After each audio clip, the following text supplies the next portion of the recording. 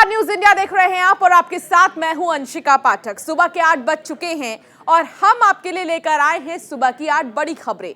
इन सभी खबरों से पहले हम आपको रूबरू कराते हैं और फिर इस खबर पर पूरी अपडेट आप तक पहुंचाते हैं। ये बुलेटिन स्पेशल है आपके लिए ताकि आप किसी भी खबर से पीछे ना रहे। तो चलिए अब आपको 8 खबरें दिखाते हैं और इन 8 खबरों पर विस्तार से जानकारी भी आपको देंगे। तो पहली खबर दिल्ली से है, जहां बीजेपी का मंथन आज होगा। दूसरी खबर रक्षा मंत्री राजनाथ सिंह के जम्मू कश्मीर दौरे को लेकर है, आज वो जम्मू कश्मीर जाएंगे। तीसरी खबर राष्ट्रपति रामनाथ कोविंद के संबोधन को लेकर है। चौथी खबर स्मृति ईरानी से जुड़ी है, जहां स्मृति ईरानी गुस्सा हो गई हैं कांग्रेस के बयान को लेकर। पांचवी खबर पटना से है, जहां आरजेडी नेता जगदानंद का विवादित बयान सामने आया है। छठी खबर चाचा शिवपाल यादव को लेकर अखिलेश यादव के बयान की। सातवीं खबर कानपुर से है, जहां एक शिक्षक की शैतानी सामने आई। आठवीं खबर मैच से जुड़ी है, जो मैच लगातार जबरदस्त तरीके से हो रहा है, इस सीरीज को लेकर आपको विस्तार से जानकारी देंगे। तो ये 8 खबर है और इन 8 खबर पर नजर बनी रहेगी और विस्तार से जानकारी आप तक पहुंचाएंगे। इन 8 खबर पर ग्राउंड जीरो पर हमारे तमाम जो रिपोर्टर्स हैं वो भी मौजूद रहते हैं और वो भी आप तक सारी तस्वीर, सारी जानकारियां पहुंचाते हैं। लेकिन सबसे महत्वपूर्ण पहली खबर, जहां दिल्ली में आज जो मीटिंग होगी वो कई मायने में खास है। तो पहली खबर की अगर बात करें तो बीजेपी के राष्ट्रीय अध्यक्ष जेपी नड्डा ने बीजेपी शासित राज्यों के मुख्यमंत्रियों और उप मुख्यमंत्रियों की बैठक बुलाई है। बैठक में प्रधानमंत्री नरेंद्र मोदी के भी शामिल होने की संभावना है। बीजेपी सूत्रों के मुताबिक नड्डा ने बीजेपी और सहयोगी दलों के शासित राज्यों के मुख्यमंत्रियों और उप मुख्यमंत्रियों की बैठक बुलाई है। बीजेपी अध्यक्ष और बीजेपी महासचिव बीएल संतोष मुख्यमंत्री और उप मुख्यमंत्रियों की बैठक लेंगे। सूत्रों के मुताबिक इस बैठक में राज्यों में चल रही केंद्रीय योजनाओं की स्थिति, सांगठनिक अभियानों की प्रगति के साथ साथ हर घर झंडा अभियान के बारे में चर्चा की जाएगी। बीजेपी मुख्यालय में होने वाली इस बैठक में प्रधानमंत्री नरेंद्र मोदी और केंद्रीय गृह मंत्री अमित शाह के भी शामिल होने की संभावना जताई जा रही है। तो यानी कि कुल मिलाकर अगर देखा जाए तो इस बैठक को कई मायने में खास माना जा रहा है, क्योंकि इसमें बीजेपी शासित राज्यों के मुख्यमंत्री शामिल होंगे, साथ ही डिप्टी सीएम भी इस मीटिंग में शामिल होंगे। जेपी नड्डा और बीएल संतोष खास तौर पर इस बैठक में हिस्सा लेंगे। हर घर झंडा अभियान पर भी चर्चा हो सकती है। इस बैठक में केंद्रीय योजनाओं की स्थिति पर भी बात हो सकती है। रणनीति तैयार होगी। यूपी की सियासत को लेकर मुख्यमंत्री योगी आदित्यनाथ अपनी बात रखेंगे, तो उत्तराखंड की सियासत और योजनाओं को लेकर पुष्कर सिंह धामी अपनी बात रखेंगे। इसके अलावा और भी तमाम राज्य ऐसे हैं, चाहे वो गोवा हो, महाराष्ट्र हो, महाराष्ट्र में एकनाथ शिंदे और देवेंद्र फडणवीस जिस तरीके से मिलकर मौजूदा समय में सरकार बनाई है उन्होंने, ऐसे में ये भी इसमें शामिल हो सकते हैं। यानी कि तमाम जितने भी बीजेपी शासित राज्य हैं वहां के मुख्यमंत्री और उप मुख्यमंत्री दोनों ही इस मीटिंग में शामिल होंगे। राजीव तिवारी हमारे सहयोगी हमारे साथ जुड़ गए हैं। राजीव, क्या जानकारी मिल रही है इस मीटिंग को लेकर? इसका उद्देश्य क्या होगा? क्या संदेश देने की कोशिश है इस मीटिंग से? देखिए, इस मीटिंग में सभी राज्यों के जो मुख्यमंत्री उप मुख्यमंत्री शामिल हो रहे हैं, इसका मुख्य उद्देश्य यह है कि जो सरकार की जो पॉलिसी है उसको जैसे सभी राज्यों में इम्प्लीमेंट किया जाए और केंद्र सरकार की, और लोगों को एक मैसेज, पॉजिटिव मैसेज जाए। क्योंकि आपने देखा होगा कि अभी जब जीएसटी को लेकर के किस तरह से विपक्षी पार्टियां जो है आक्रामक हो गई हैं और लगातार इस समय मानसून सत्र चल रहा है लेकिन हर रोज हंगामा हो रहा है, तो एक गलत मैसेज जा रहा है। तो केंद्र सरकार की जो योजना है उसको कैसे इम्प्लीमेंट किया जाए, सरकार की आने वाले जो पॉलिसी है उसको कैसे इम्प्लीमेंट, मैसेज पॉजिटिव देना है, तो तमाम महत्वपूर्ण बिंदुओं पर चर्चा होगी इस मीटिंग में। जी चलिए ठीक है राजीव, लेकिन देखिए सबसे महत्वपूर्ण बात ये भी है राजीव कि इसमें योजनाओं को लेकर तो चर्चा होगी, लेकिन वो योजनाएं मौजूदा समय में कहां तक पहुंची है, चाहे वो केंद्र सरकार की योजना हो चाहे वो राज्य सरकार की योजना हो, इसको लेकर भी कह सकते हैं कि रिपोर्ट कार्ड जो है वो लिया जाएगा, एक जानकारी ली जाएगी और बातचीत की जाएगी मुख्यमंत्रियों से।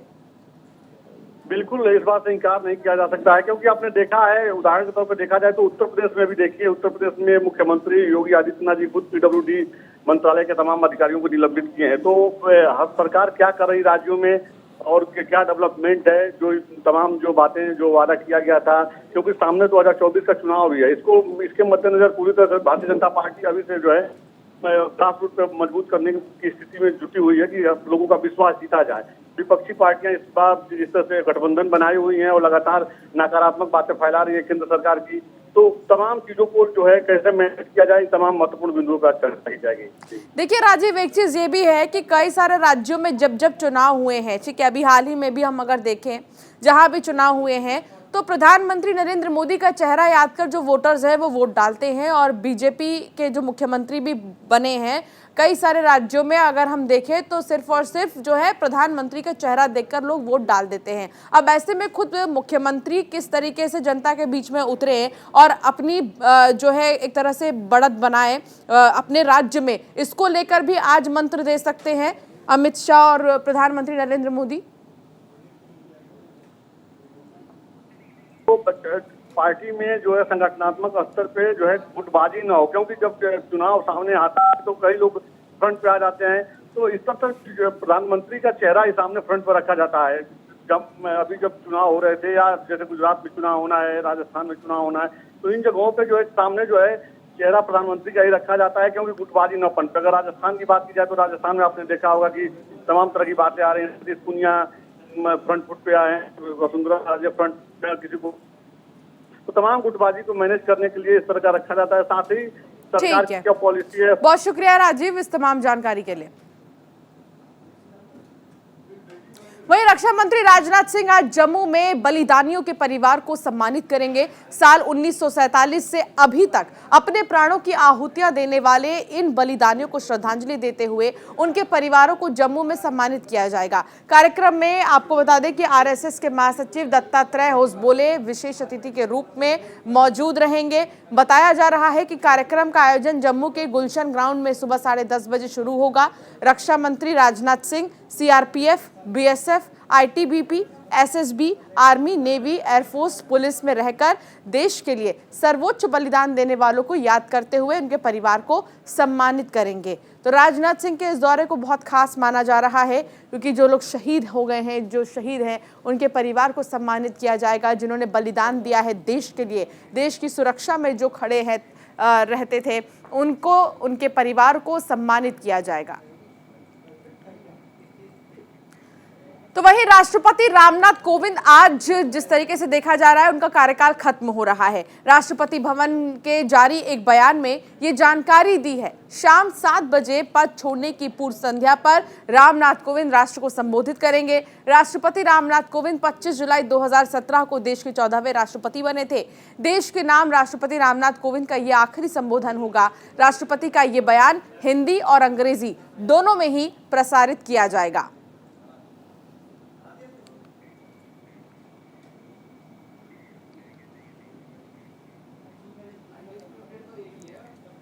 बात स्मृति ईरानी की भी करेंगे। गोवा में अवैध रूप से बार चलाने में कथित रूप से केंद्रीय मंत्री स्मृति ईरानी की बेटी का नाम सामने आने के बाद से कांग्रेस लगातार उन पर निशाना साध रही है। इस बीच स्मृति ईरानी ने कांग्रेस के आरोपों पर पलटवार करते हुए कहा कि मेरा कसूर सिर्फ ये है कि मैंने राहुल को अमेठी में हराया है।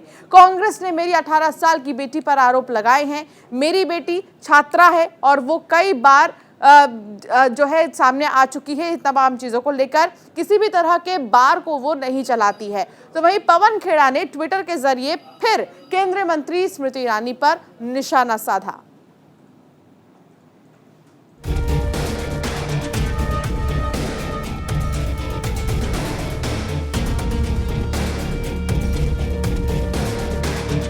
मैं पवन खेड़ा से कहना चाहती हूं, मेरी 18 साल की बेटी कॉलेज में पढ़ती है। मेरी 18 साल की बेटी कोई बार नहीं चलाती। पवन खेड़ा ने यह कहा कि मेरी बेटी को शो कॉज नोटिस दिया गया और अपने हाथ में 2 कागजात दिखाए। मैं आज पूछना चाहती हूं, उन कागजों में मेरी बेटी का नाम कहां है? जयराम रमेश ने कहा कि वो आरटीआई के आधार पर मेरी बेटी पर, जो 18 साल की है, राजनीति में नहीं है, कॉलेज की स्टूडेंट है, आरटीआई के आधार पर वो मेरी बेटी पर आरोप मढ़ रहे हैं। मैं जयराम रमेश से पूछना चाहती हूं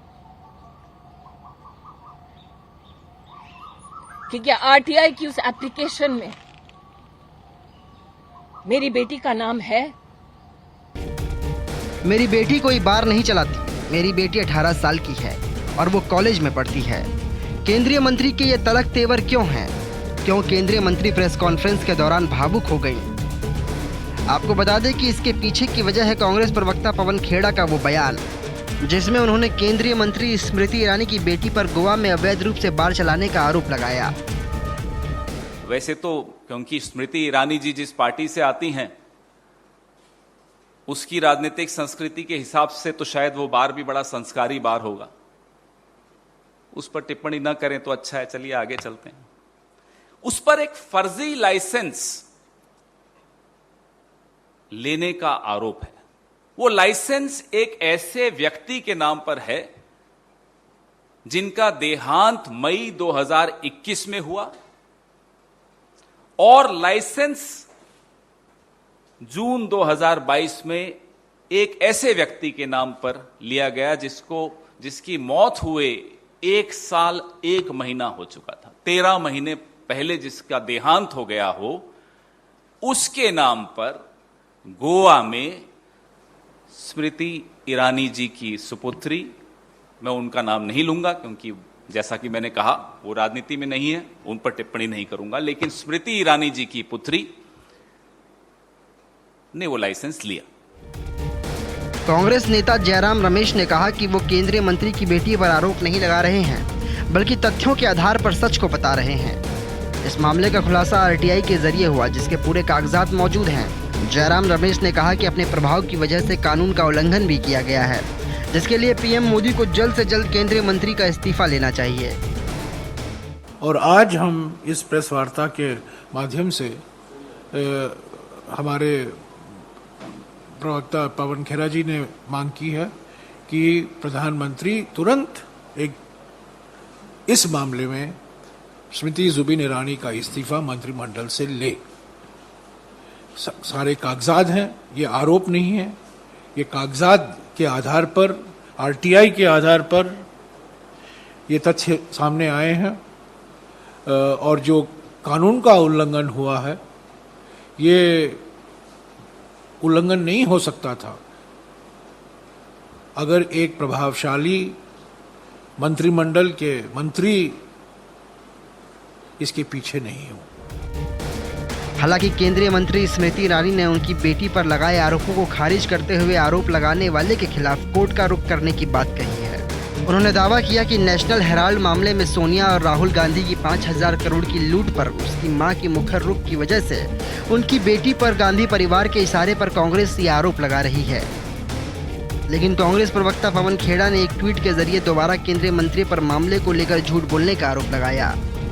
ट्विटर पर पवन खेड़ा ने लिखा है, कौन सी स्मृति ईरानी झूठ बोल रही हैं? वो स्मृति ईरानी जिन्होंने 14 अप्रैल 2022 को अपनी बेटी के रेस्टोरेंट की तारीफ की थी, या वो स्मृति ईरानी जो आज कह रही हैं कि उनकी बेटी का कोई रेस्टोरेंट है ही नहीं? बेटी पर लगाए गए आरोपों में कितना दम है ये तो जांच के बाद ही पता चलेगा। लेकिन इस खुलासे और बयानों की वजह से कांग्रेस और केंद्रीय मंत्री आमने सामने आ गए हैं।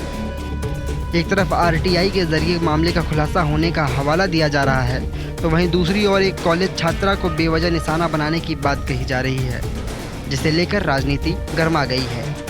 Bureau report, news India. Bihar के फुलवारी शरीफ से देश को दहलाने की साजिश रची जा रही थी। 25 साल के अंदर भारत को इस्लामिक राष्ट्र बनाने का जाल बुना जा रहा था। बिहार पुलिस से लेकर एनआईए तक तहकीकात में लगी हुई है, लेकिन आरजेडी को ये सब बेफिजूल लग रहा है, क्योंकि आरजेडी अब खुलकर पीएफआई के समर्थन में उतर चुकी है। दरअसल आरजेडी प्रदेश अध्यक्ष जगदानंद सिंह ने ऐसा विवादित बयान दे डाला है जो घमासान मचाने वाला है। सुनिए। आरजेडी क्यों कर रही पीएफआई का समर्थन? संदिग्ध आतंकियों से आरजेडी को इतना प्रेम क्यों? आरएसएस से क्यों की पीएफआई की तुलना? क्या संदिग्ध आतंकियों को बचाना चाहते हैं जगदानंद बाबू? ये तमाम सवाल इसलिए हैं क्योंकि आरजेडी के प्रदेश अध्यक्ष जगदानंद सिंह फुलवारी शरीफ टेरर मॉड्यूल से चर्चा में आए पीएफआई के समर्थन में उतर आए हैं। उन्होंने कहा कि पाकिस्तान के एजेंट के रूप में जो लोग पकड़े गए हैं वो सभी आरएसएस और हिंदू लोग थे। इतना ही नहीं, जगदानंद सिंह ने सवाल उठाते हुए कहा कि क्या टेलीफोन पर पाकिस्तान से अपने रिश्तेदारों से बात करना गुनाह है। साथ ही कहा कि बंटवारे के समय जो लोग यहाँ से गए थे वो भारत के ही लोग थे। दूसरे मुल्क में अपने रिश्तेदारों से बात करना राष्ट्र विरोधी कैसे हो गया। ये संगठन आरएसएस की तरह है जो शारीरिक बनावट को दुरुस्त करने के लिए लोगों को प्रशिक्षण देता है। तो उस समय छिड़ जाते हो, इस आईपीएस को नौकरी से हटा दो। और जब देश कहता है कि आरएसएस को मत आगे बढ़ने दो, तो उस समय चिढ़ होती है कि हमारे राष्ट्र की सेवा के लिए बने हैं। इसका जवाब है इनके पास। वह एक राष्ट्र का सबसे सशक्त और पहचान है, और वह आदमी पहचान करके जब आपको कहता है कि आरएसएस एक दंगाइयों की, कमजोरों की, सताने वाली, वो शब्द उसके नहीं हैं, लेकिन जो आरएसएस पर उसका आरोप है उसी के बराबर इस संगठन को मान रहा है। बताया जा रहा है कि फुलवारी शरीफ से अगले 25 सालों में यानी 2047 तक भारत को इस्लामिक देश बनाने की साजिश चल रही थी, जिसकी साजिश के तार पाकिस्तान, बांग्लादेश और यमन तक जुड़े हुए हैं। अब तो एनआईए ने भी इस मामले को टेक ओवर कर लिया है, लेकिन ये सब कुछ आरजेडी के लिए मायने नहीं रखता। तभी तो जगदानंद सिंह ने विवादित बयान दे डाला। जगदानंद सिंह के बिना सिर पैर वाले इस बयान के बाद सियासत गर्मा गई है। बिहार सरकार के मंत्री जीवेश मिश्रा ने जगदानंद सिंह पर जमकर निशाना साधा। उन्होंने कहा कि उन्हें आरएसएस की पूरी जानकारी नहीं है। आरएसएस को जानने के लिए उनको राष्ट्रीय स्वयंसेवक संघ के कार्यक्रम में जाना पड़ेगा और नज़दीक से समझना होगा कि इसी कोविड काल में कितने लोगों ने अपना जान दे दिया लोगों की सेवा करते हुए, कोविड पॉजिटिव हुए और जान दे दिया। देश पर जब भी आपदा विपदा आई है, चाहे राज्य पर आपदा विपदा आई है, राष्ट्रीय स्वयंसेवक संघ के लोग बिना अखबार में छपे सबसे आगे आम आवाम के पास जाकर उनको सेवा करने का काम किया है। और इस बीच एक बड़ी खबर आपको बता दें, एक बार फिर से नीरज चोपड़ा का जादू चल गया है। विश्व एथलेटिक्स चैंपियनशिप में मेडल जीता है। विश्व एथलेटिक्स चैंपियनशिप में सिल्वर जीता है। मेडल जीतने वाले बने पहले भारतीय खिलाड़ी नीरज चोपड़ा। तो गोल्डन बॉय के नाम से जाने जाते हैं नीरज चोपड़ा। और ऐसे में एक बार फिर से भारत का जो सीना है और भी ज्यादा उन्होंने चौड़ा कर दिया है, जीतकर, मेडल जीतकर। ऐसे में मेडल जीतने वाले पहले भारतीय खिलाड़ी वो बन गए हैं। एथलेटिक्स में, विश्व एथलेटिक्स चैंपियनशिप में उन्होंने मेडल जीता है और वो भी सिल्वर मेडल जीता है नीरज चोपड़ा ने। विश्व एथलेटिक्स चैंपियनशिप में सिल्वर मेडल जीता है। इससे पहले भी कई मेडल्स अपने नाम कर चुके हैं नीरज चोपड़ा, और उनके जबरदस्त प्रदर्शन के लिए वो अब दुनिया भर में मशहूर हो गए हैं। ऐसे में हर जगह नीरज चोपड़ा की चर्चा होती है। जब भी जैवलिन थ्रो का नाम आता है, नीरज चोपड़ा को याद किया जाता है। ऐसे में अब एक बार फिर से नीरज चोपड़ा ने रच दिया है इतिहास। एक बार फिर से उन्होंने जादू चला दिया है। मेडल जीतने वाले पहले भारतीय खिलाड़ी बने हैं विश्व एथलेटिक्स में। विश्व एथलेटिक्स चैंपियनशिप में उन्होंने मेडल जीता है, वो भी सिल्वर मेडल अपने नाम किया है। एक बार फिर से भारत को गौरवान्वित महसूस कराया है नीरज चोपड़ा ने, और इसके साथ ही शानदार प्रदर्शन उनका देखने को मिला। हालांकि पहले से ही संभावनाएं हिंदुस्तान की तरफ से जताई जा रही थी कि नीरज चोपड़ा जरूर जो है भारत को गर्व महसूस कराएंगे। पूरा भरोसा नीरज चोपड़ा पर था और वो भरोसे पर कायम उतरे। मेडल जीतने वाले पहले भारतीय खिलाड़ी बने हैं विश्व एथलेटिक्स चैंपियनशिप में। रवीश बिष्ट हमारे साथ, हमारे सहयोगी जुड़ गए हैं। रवीश, देखिए नीरज चोपड़ा बहुत ज्यादा, उनका एक्सपीरियंस हम नहीं कहेंगे ना ही, वो बहुत ज्यादा उम्र के हैं। यंग बॉय, गोल्डन बॉय, और एक बार फिर से उन्होंने सीना चौड़ा कर दिया है भारत का। तो रवीश से हमारा संपर्क टूट गया, दोबारा से साधने की कोशिश करेंगे। हालांकि आपको बता दें कि मेडल जीतने वाले बने पहले भारतीय खिलाड़ी नीरज चोपड़ा। एक बार फिर से नीरज चोपड़ा का जादू चल गया है और ऐसे में सिल्वर मेडल अपने नाम किया है। काफी कठिन मुकाबला था और इस कठिन मुकाबले में भी नीरज चोपड़ा ने जीत हासिल की है, जो कि भारत के लिए बहुत बड़ी बात है। और उन्होंने भारत को जिस तरीके से प्रेजेंट किया है दुनिया भर में, ऐसे में पूरा देश उन पर गौरवान्वित महसूस कर रहा है और साथ ही पूरा देश उन पर गर्व महसूस कर रहा है। विश्व एथलेटिक्स चैंपियनशिप में नीरज चोपड़ा की जीत, ऐसे में सिल्वर मेडल नीरज चोपड़ा को हासिल हुआ है। इससे पहले भी कई बड़े खेलों में नीरज चोपड़ा ने मेडल अपने नाम किए हैं। गोल्डन बॉय के नाम से उन्हें जाना जाता है। जैवलिन थ्रो में उनका जबरदस्त प्रदर्शन देखने को फील्ड पर मिलता है और ऐसे में 88.13 मीटर उन्होंने भाला फेंका है। ग्रेंडा के एंडरसन पीटर्स ने गोल्ड जीता है तो नीरज चोपड़ा ने सिल्वर। एंडरसन पीटर्स ने 90.54 मीटर भाला फेंका और नीरज चोपड़ा की अगर हम बात करें तो उन्होंने 88.13 मीटर दूरी पर भाला फेंका है। रवीश बिष्ट हमारे सहयोगी हमारे साथ जुड़ गए हैं। रवीश, देखिए एक बार फिर से नीरज चोपड़ा का जादू चल गया है। हालांकि हमें कहेंगे कि गोल्डन बॉय के नाम से मशहूर है नीरज चोपड़ा पहले से ही, लेकिन एक बार फिर से भारत को गर्व महसूस कराया उन्होंने। देखिए, अब आप हर बार ये एक्सपेक्ट नहीं कर सकते कि वो जो गच्छ हो जाएगा वो हमेशा गोल्ड मेडल में आएगा, बट यस, पहली बार हम देख रहे हैं कि जेवलिन थ्रो में हमें सिल्वर मेडल मिल गया है and it's a great opportunity. Bharat के लिए अचीवमेंट बहुत बड़ा है। नीरज चोपड़ा जो है वो आप कह सकते हैं कि अगर स्पोर्ट्स की बात करें तो आज की डेट में उसके ब्रांड एम्बेसडर बन गए। देखिए, कंपटीशन हर साल बढ़ता रहता है। वो टोक्यो ओलंपिक साल वहाँ पे पूरी फॉर्म में थे, यहाँ पे भी पूरी फॉर्म में थे, बट हमें नहीं भूलना चाहिए कि कॉम्पिटिटर भी बहुत सारे होते हैं। बट आज का जो दिन है, मैं कहूँगा ये हिस्टोरिक डे है, क्योंकि मेडल आना वर्ल्ड एथलेटिक्स चैंपियनशिप में ये अपने आप में ही बहुत बड़ी बात है, क्योंकि बहुत साल पहले हमने इसको मेडल जीता था, उसके बाद हम नीरज चोपड़ा से मेडल जीते लाए। 2003 में अंजू बॉबी जॉर्ज ने जीता था, उसके बाद नीरज चोपड़ा लाए, तो आप खुद सोच सकते हैं कि ऑलमोस्ट 19-20 ईयर्स पास हो गए। तो great opportunity, great achievement Bharat के एथलेटिक्स के लिए कि नीरज चोपड़ा ने एक बार फिर भारत को मेडल दिलाया है। एंड अभी तो बहुत मुकाम उनको हासिल करने हैं और अभी मेरे हिसाब से बहुत सारी जो चीजें हैं वो होनी है। नीरज चोपड़ा और भारत का नाम रोशन करेंगे आने वाली गेम्स। और बहुत ज्यादा डिफरेंस भी नहीं है रवीश। पीटरसन ने अगर 90 मीटर्स की दूरी पर भाला फेंका तो नीरज चोपड़ा की बात करें तो उन्होंने 88 समथिंग मीटर्स पर भाला फेंका है, यानी कि बहुत ज्यादा डिफरेंस भी नहीं है अगर देखा जाए तो। जी हाँ, देखिए आप बिल्कुल सही कह रहे हो, क्योंकि जेवलिन थ्रो में क्या होता है कि एक्यूरेसी बहुत ज्यादा इंपॉर्टेंट होती है। आपको 5 चांसेस मिलते हैं, उसमें आपको आपका जो मैक्सिमम जो आपका इनपुट होता है उसको काउंट किया जाता है। तो अगर हम देखें इस लिहाज से कि एक्यूरेसी और बाकी सारी चीजें, तो नीरज चोपड़ा जो हम देख रहे हैं इतने दिनों से, क्योंकि वर्ल्ड एथलेटिक्स चैंपियनशिप काफी दिनों से चल रही है, उसमें अलग अलग राउंड होते हैं, तो वो अपना बेस्ट परफॉर्मेंस ही देते आ रहे हैं यहाँ पर अगर हम देखें तो।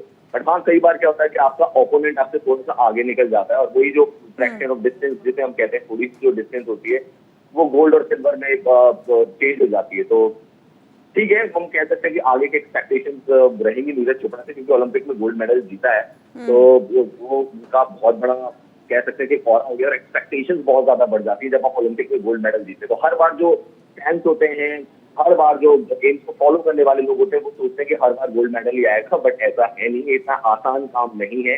आपको हर टाइम, हर इवेंट में जब भी आप जाएंगे, नीरज चोपड़ा जाएंगे, उनसे एक्सपेक्टेशंस बहुत ज्यादा रहेंगी। सब सोचेंगे कि वो गोल्ड मेडल ही लाएंगे, बट ऐसा हर बार करना पॉसिबल नहीं है।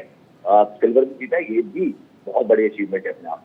बहुत शुक्रिया रवीश इस तमाम बातचीत के लिए, तमाम जानकारी साझा करने के लिए। तो आपको बता दें कि विश्व एथलेटिक्स चैंपियनशिप में मेडल जीता है नीरज चोपड़ा ने, सिल्वर मेडल अपने नाम किया है और ऐसे में भारत एक बार फिर से उन पर गर्व महसूस कर रहा है।